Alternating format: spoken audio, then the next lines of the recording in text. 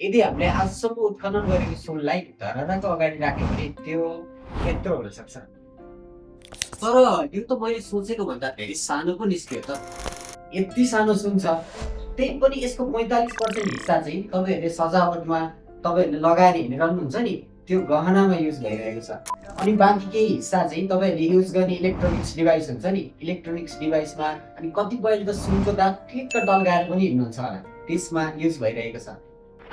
अनि बाँकी खोइ त, ए साँच्चै बाँकी त बैंकको भल्टमा पो छ त। र आजकल भने यो सरकार र ठुला ठुला पैसावाला मान्छे हुन्छन् नि, उनीहरू चाहिँ सुन किन्न एकदमै हतारिरहेका छन्। किन थाहा छ? किनकि सुनको मूल्य प्रत्येक दिन बढिरहेको छ। सुनको मूल्य यसरी किन बढिरहेको छ? बुधबार सुनको मूल्य प्रति तोला 900 रुपैयाँले बढेको हो। सुन तोलाको 2,53,200 रुपैयाँमा कारोबार भइरहेको छ। र यो सुनको मूल्य बढ्नुको कारण बुझ्नको लागि पहिला त हामी सुनको हिस्ट्रीमा जानुपर्ने हुन्छ। पृथ्वीमा पाइने धेरै जस्तो सुन चाहिँ उल्कापिण्ड यानि कि एस्ट्रोइड, जुन चाहिँ ताराहरूको विस्फोटबाट हुन्छ नि, त्योबाट आयो। सुनको अणुहरूमा रहेको इलेक्ट्रोडले प्रकाशको नीलो किरणलाई सोचेर रातो र पहेँलो किरणलाई मात्र बाहिर निकाल्छ।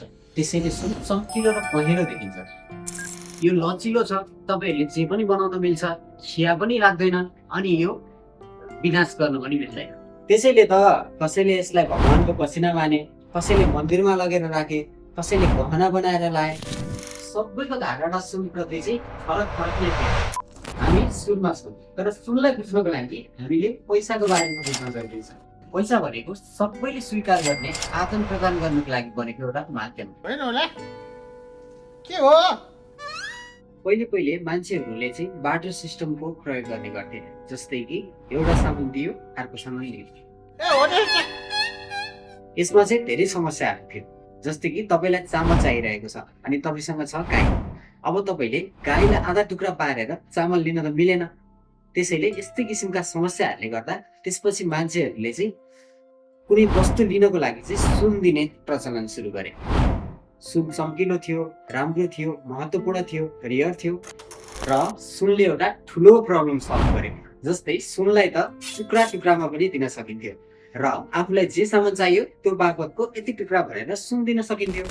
तर केही समयपछि सरकारले सुनलाई कोइनको रूपमा ल्याउन थाले र मान्छेहरूले कोइनको रूपमा यसलाई कारोबार गर्न थाले। यसरी सुनको कोइनको प्रचलन चाहिँ एकदमै धेरै बढ्न थाल्यो र यसले फेरि अर्को प्रब्लम निम्तायो। सुन यत्तिकै त आउँदैन, सुन त उत्खनन गर्नुपर्छ। यसलाई उत्खनन गरेर कोइन बनाउँदामा झन्डै बढी खर्च लाग्न थाल्यो। त्यसपछि मान्छेहरूले तामा, चाँदी जस्ता विभिन्न अरू धातुहरूको उपयोग गर्न थाले।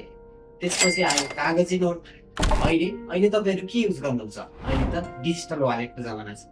यसरी कागजको नोट युजमा हुँदा सुनको त पैसा कोइन चल्नै छोड्यो, कोइन बन्नै छोड्यो।